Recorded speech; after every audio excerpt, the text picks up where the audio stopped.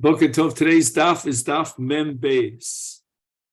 And we finished yesterday the discussion about Esei Dochalosaseh, and we discussed two different scenarios in which that principle applies.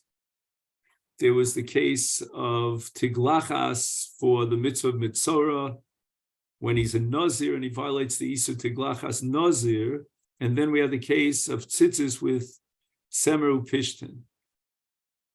And now the Gemara goes back to discuss the Mishnah that was quoted earlier on Daf Mem about the three cases of mitzvahs tiglachas. And those were Nazir, Mitzorah, and Levian.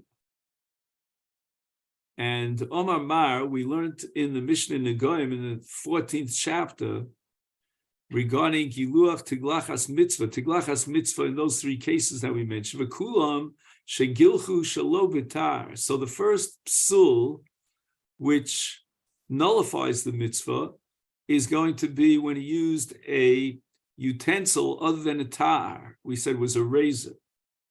A second case in which he undermines the mitzvah is sheshiru shtei saros. That's going to be the subject of today's discussion, where he did a giluach, but giluach in these three cases is an all or nothing proposition.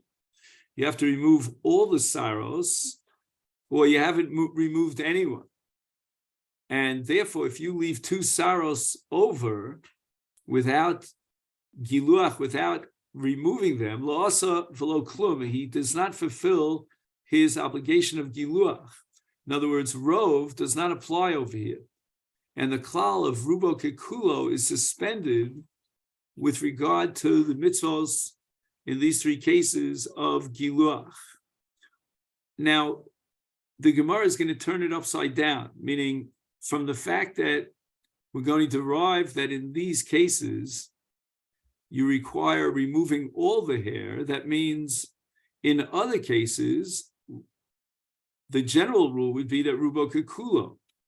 Amar of Acha Breder of Ika is also meres from this Mishnah Negoim that we're quoting, that Tiglachas Nazir requires more than rov seir, but he has to remove all the seir. We're going to derive a klal in Kol Kula that rubo kekulo midoraisa. So the case of Tiglachas Nazir, which requires a total removal of the hair, is the exception to the rule that reveals the rule. And the rule would be that we rely on rov. Mimai, let's explain it, and then we'll come back and try to analyze it. Midegoli Rachmana Legabi Nazir, since the Torah went out of its way in the case of Nazir, in Parshas Naso, the Torah tells us Vegilach Rosho, and then it says B'yom HaShvi Galchenu, so that the extra words of B'yom HaShvi Galchenu teach us that it's not enough to rely on Giluach of Rov Seir, but rather we need a complete total Tiglachas Shlema, which means that he removes all the hair. And from the fact that the Torah had to reveal that in the specific case of Tiglachas Nazir, it means that Hacha Dafka here in the case of Nazir, who the Adi Ikakul, you need to remove all the hair. Habi Alma, but as a general rule, in Kol Kula, in universal mitzvahs, where there's no special pasuk, then rubo kikulo. We apply the halacha of rov. Now let's spend a little time analyzing what is going on here. It seems that the Gemara is now analyzing what we would call kol kula, with the exception of the Isur of Giluach of Pa'as Zakan. Yesterday we had a discussion about Hashchasas HaZakan, and with regard to Hashchasas HaZakan, the din is Shebemole Pi Azug Chayav.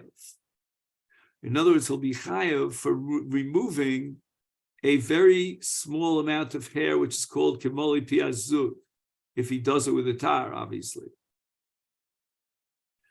But barring that case where you could be chayav for removing a very small amount of hair, in general, the rule is going to be with regard to removing hair, like in the 3 cases of tiglachas that we mentioned, those obligations can only be fulfilled if it removes all the hair. One hair is not enough. Now, the Rishonim here quote Rabbeinu Azriel, and he says that Lo matzinu legabi mitzvahs aseh she is kaimu berov. He says it's impossible to assume that the Gemara's premise and principle is that universally rov is enough. We don't find in any single mitzvah say that you can fulfill the mitzvah with rov. For example, you're required to eat a kizayis matzah. Can you eat a rov kizayis matzah? You're required to be poda your ben with 5 sloim. If he's a bechor, can you be poda him with 3 sloim and rely on rov? For sure not, says Rabbeinu Azriel. So therefore, we cannot assume that the nidon here in our sugya is mitzvahs, because in mitzvahs we do not rely on rov. And therefore we wonder exactly what the Gemara is establishing here in the name of Rav Acha Bered Rav Ika, that the general rule in mitzvahs is that we do rely on rov. Where do we find such a thing? And furthermore, all the achronim pe'echa, there's a whole list of them, ask the following kasha. Why does Rav Acha have to stand on his head and do somersaults in the air to prove from a diuk that the Torah relies on rov, when the Torah itself says, and I think we'll read it, if I'm not mistaken, in this week's parasha, it says, Achri Rabim Lahatos. The Torah says that we rely on rov. So the answer to this question that is quoted here in the name of the Maratz Chayos, and it's a very, very lumdish answer, that there are 2 categories of rov, one of which is not relevant to our sugya, and the other is. One rov is called Holchim Achar Rov, Azlinan Basa Ruba, which means that, let's say, for example, Bezdin has to make a decision where Omed Leminyan, we count the number of judges and we decide where the rov is. And in such a case, the miut, the minority, is completely disregarded. But then there's a different halacha, that we don't disregard the miut, but rather rubo kekulo, that the miut is considered part of the entire entity. The rov now, in a sense, swallows up the miut, and for that we need a special derivation, so that the Maisa mitzvah that the Torah requires can be fulfilled with rov. We're not going to say that it's a rov and a miut, but rather we're going to say that we're not ignoring the miut, but on the contrary, the miut becomes part of the kulo. It's rubo kikulo. Maskif la Rav Yosef. Berevi Chanina. I didn't have my tea this morning, so I apologize. Hi, bin Nazir Tomei, how are you proving anything from your pasuk of Bayom Hashvi Galchenu? That's referring to a Nazir Tomei. If he contracted Tumah during the course of his Nazirus, he has also a din of Tiglachas, Ksiv. Our Mishnah seems to imply that even Tiglachas of a Nazir Tar, if he leaves behind him Shtei Saros without removing them, then that's Ma'akiv, the mitzvah Tiglachas. So what right do you have to derive conclusions from the pasuk that addresses the case of a Nazir Tameh, and now you want to conclude regarding a Nazir Tar?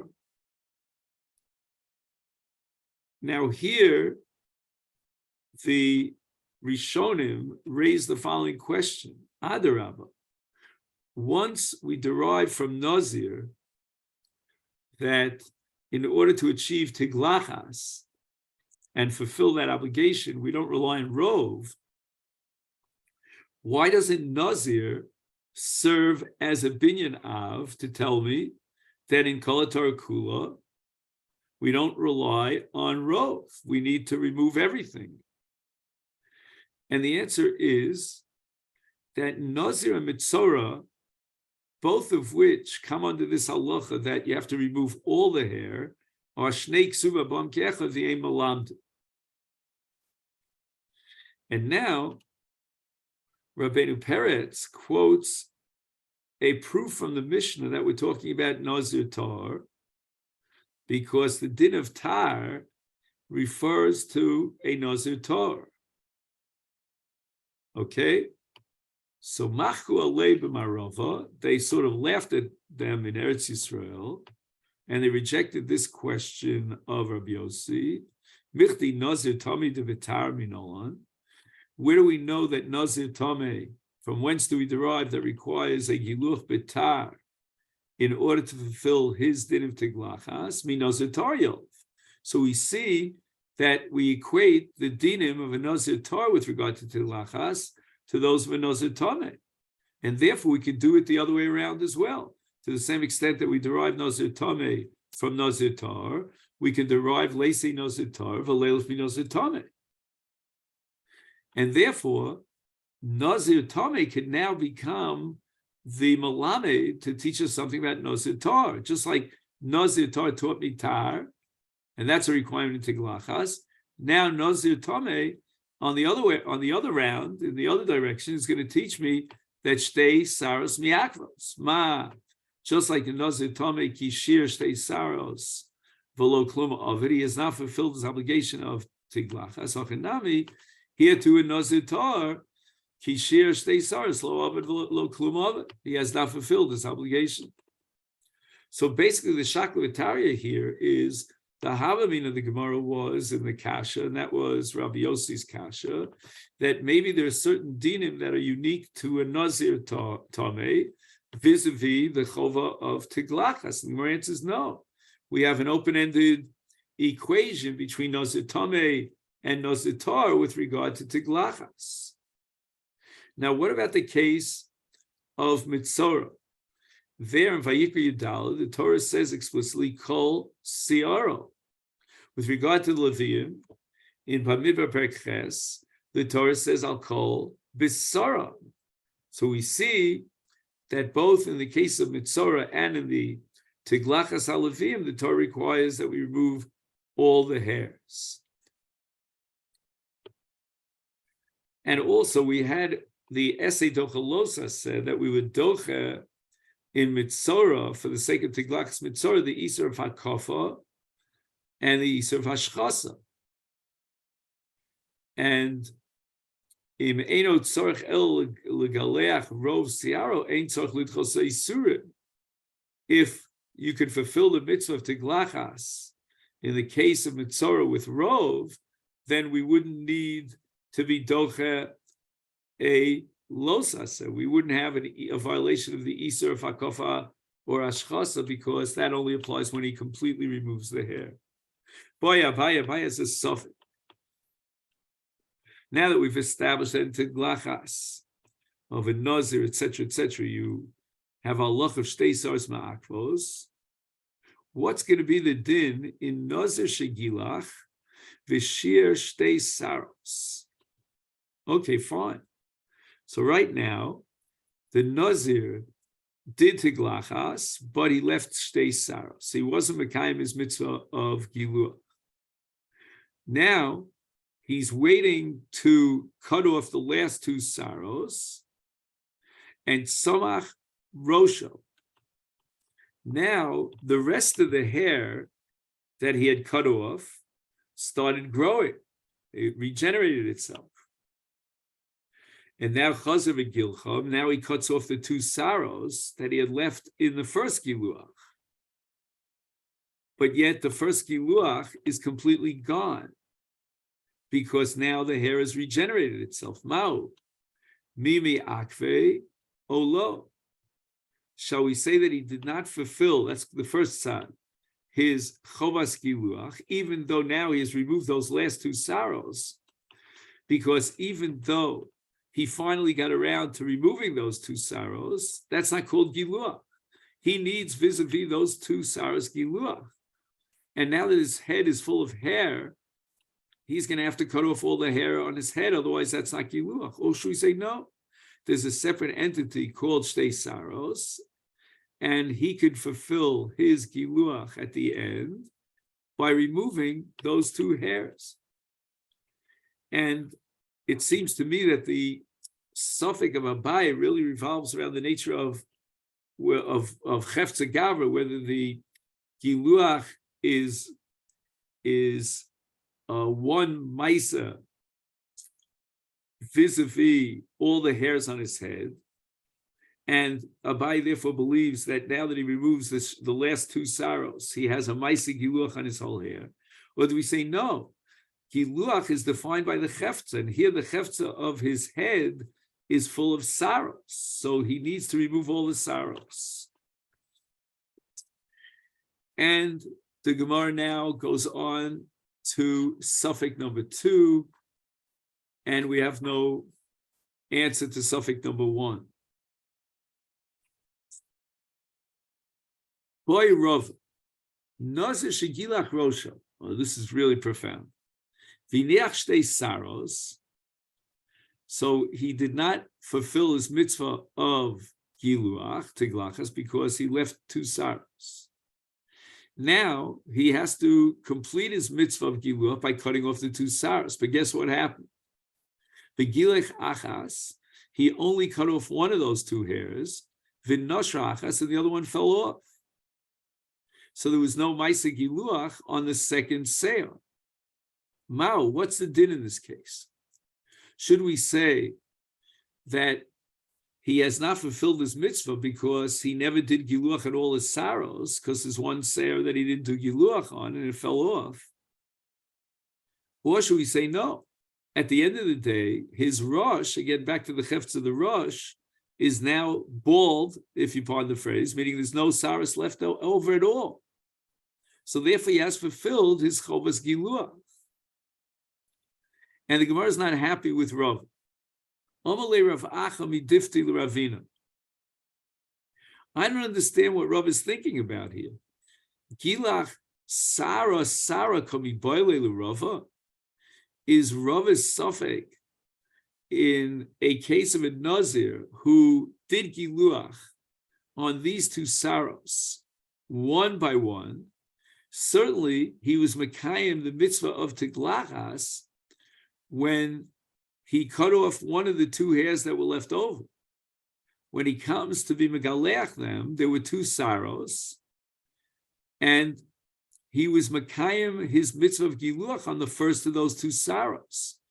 Now there's one sorrow left, but it fell off. So the Gemara argues now, in the name of Rav Acha Midifti, that Rava's question is not a question at all. Because is Rava saying that, you have to cut off every single hair one by one? He cut off the first of the two hairs that were left over, and that was a Maisa Giluach. Ella, what? There was one other hair left. Okay, he doesn't have to cut it off if it fell off on its own.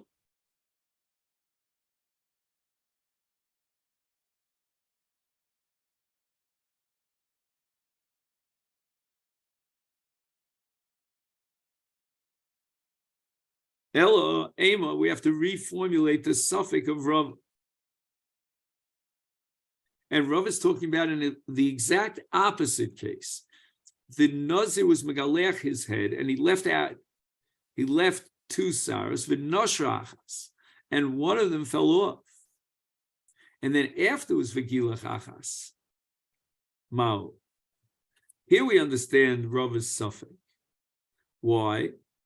Because when he came to be mekayim his chiyuv hagiluach hatiglachas, then there was only one hair left, because before he got to do the giluach on the two saras, one fell off.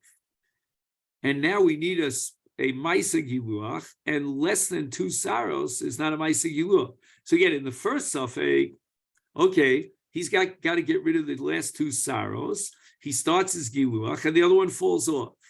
That's Mitzurav, and we have now a Giluach. But in this case, where one fell off, he's left with one Seir, and Rav wants to know, can you be Makayim the mitzvah of Giluach on one Seir? Amalei, and it seems that Ravina said back to Rav Acha that we could be poshet Rav's suffix, Giluach ein kan, Seir ein kan.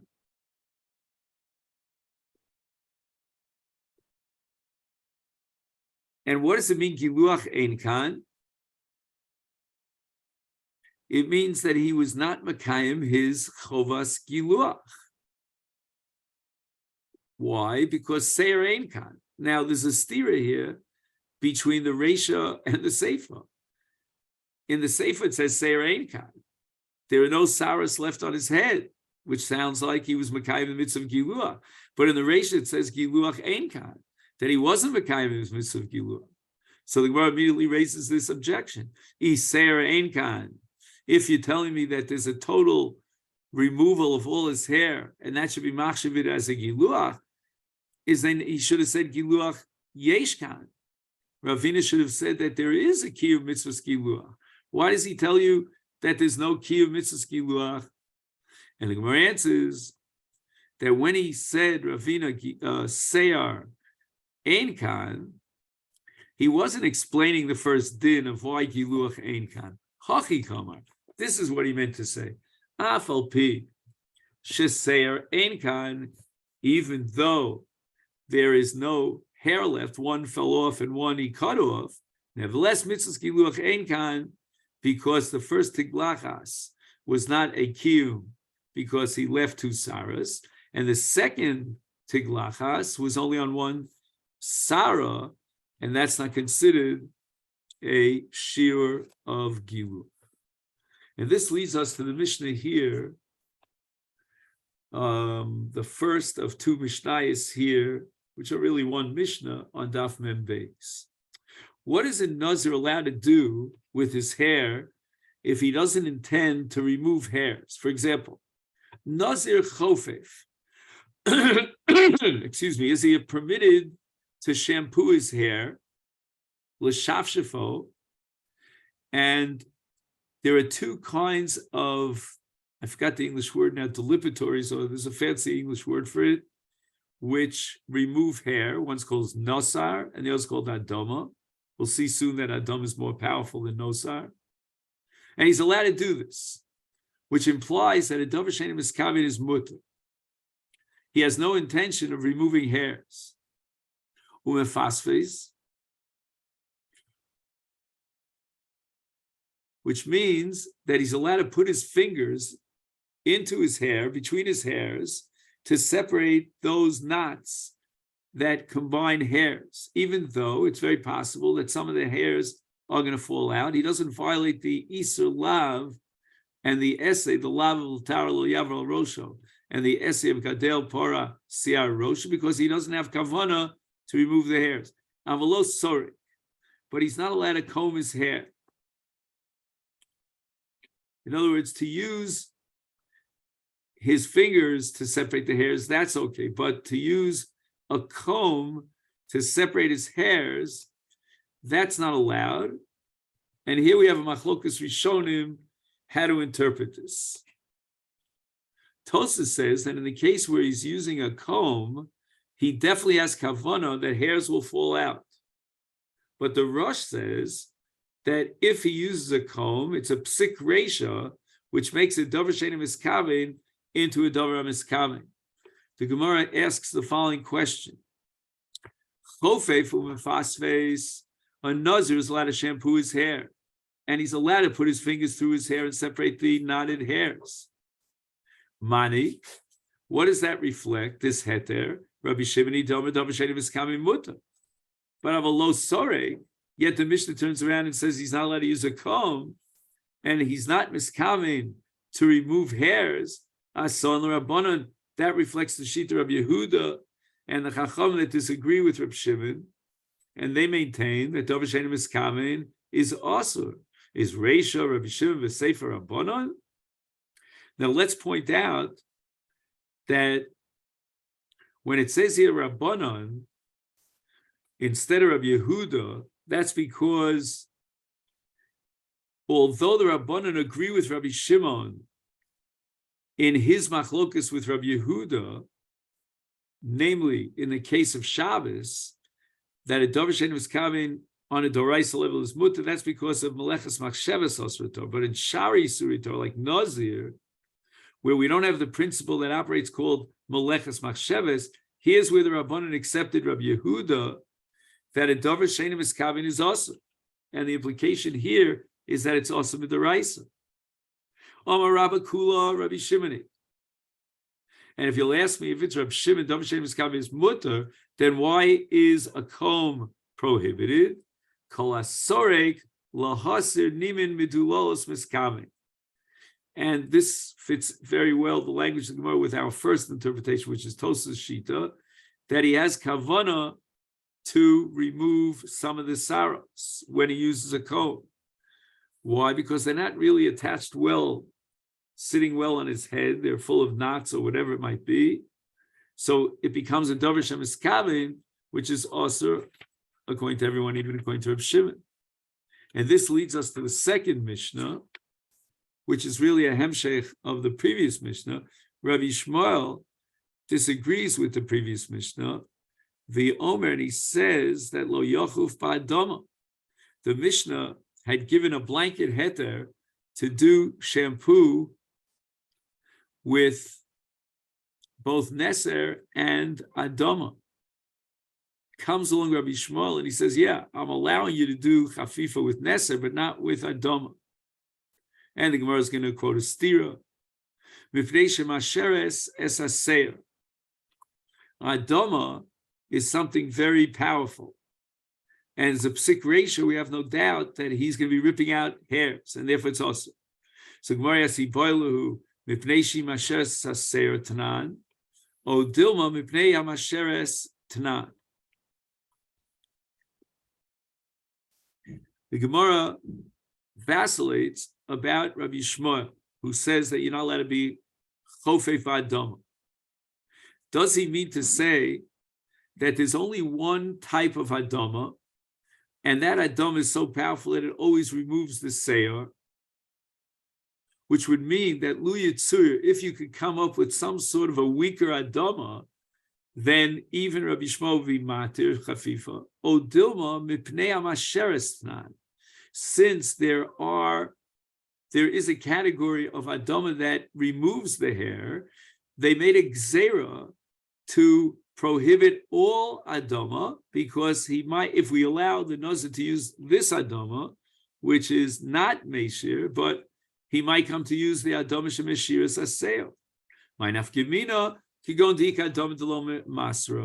What happens if we come up with a very unique category of adama, which does not necessarily remove the hair? Can the Nazir use that adama? If we go with the second side, if we go with the first side, not hamasheres, but he masheres, meaning that Rabbi Shmuel is honed in on those that adama that does remove the seir, but then it'll be mutter if we find we can identify an adama that doesn't remove the hair. But if we're going to say, like the second side of the Zigzera, mipnei hamasheres, that since there's one sug, one category of adama that removes the hair, therefore the Zigzera, that all adama is prohibited, is klal uklal lo. Then we're not allowed to use any adama, even if we find and identify an adama, a peculiar type of adama, that's not masre, that does not remove the hair. And the Gemara, with regard to this suffix, says teiku, we don't have any answer. And this leads us to the third and the last Mishnah on Daf Mem Beis. Nazir shayashose yain kol hayom. He's drinking the whole day. Eino chayav, he only gets one malchus, ela achas. And even though every time he took a drink of wine, he drank another revius, which is the shear of the Easter of Yayin, that the Torah says you're not allowed to drink wine. Nevertheless, he's only chayav for the first revius. Now we have a machlokes, what the reason is about. Rashi learns that Hasra has to be Tokidei Dibra the Avera. So the first revius that he drank was Tokidei Dibra. But when he drank another revius and another revius, it was after Kidei Dibra of the Hasra. Therefore, the Nazir, like any typical subject of Hasra, is allowed to say, I forgot the Hasra.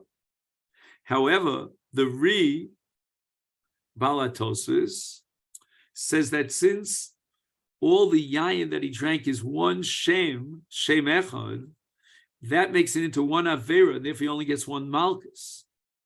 According to the if they gave him asra, as we'll soon see, between every revius, he gets multiple malchios, because then the asra separates one shasiyah from the other, and it makes it into shtios mechulakos. And that's what the Mishnah says now.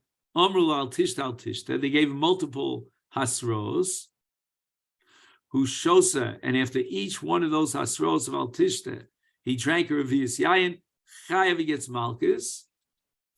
And we can talk about carbon as well. I'll call achas v'achas. So again, according to Rashi, we've solved the problem of tokidei dibur, because every revius was tokidei dibur the hasra that preceded it. According to the we separated the shtia into different ma'aseh shtios by virtue of the asros that came in between each shtia.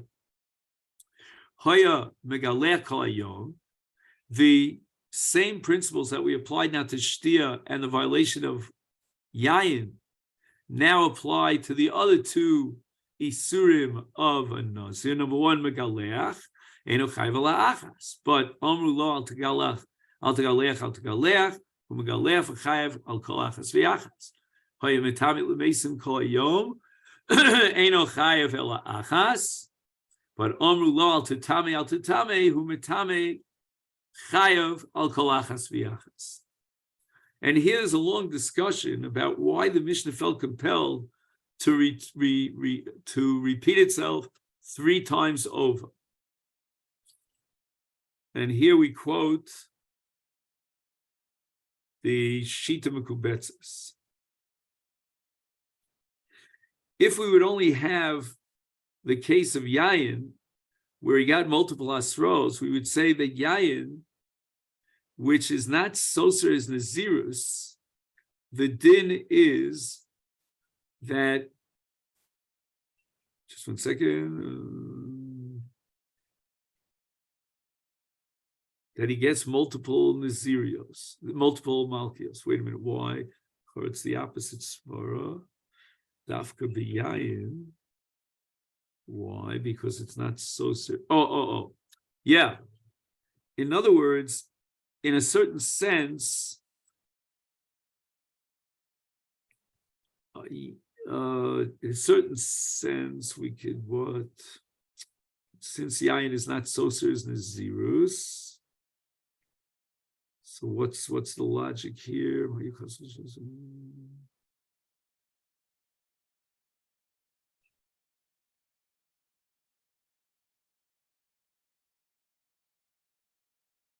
Not sure. It's counterintuitive here. You want to help me out here, Rabbi? I need your help. He's saying in the Shittim Kubetzes that because Yayin is not so Nazirus, that's why he gets multiple Malchios. Oh, I see what he's saying. Oh, now I got it. See, in the case of Tumah, the Torah is Machmir, and every time he's Metame himself, that's called Soser Nazirus, so he's going to have to start his Nazirus again. So once the Torah was Machmir for that, then there's no need to be Machmir and be Machayev and multiple Malchios. The Ima Yakosov didn't say Gabi Tuma, Dafka Gabi Tuma Soser Nazirus is then local Kolachas. Or the other way around, this was the logic that we were maintaining before, that the Torah was Machmir in the case of Tuma, that every time he contracts Tumah, he is Soser as Nazirus, and therefore the Torah says he'll get multiple Malkios for each Ma'aseh Tumah. But with regard to, let's say, Tiglachas, which is not Soser the Nazirus of Me'ah Yom, it's also only Soser Shloshim Yom, therefore he's not going to be Loka multiple times. Okay, then, now we have to turn to Mem Beis Amid Beis.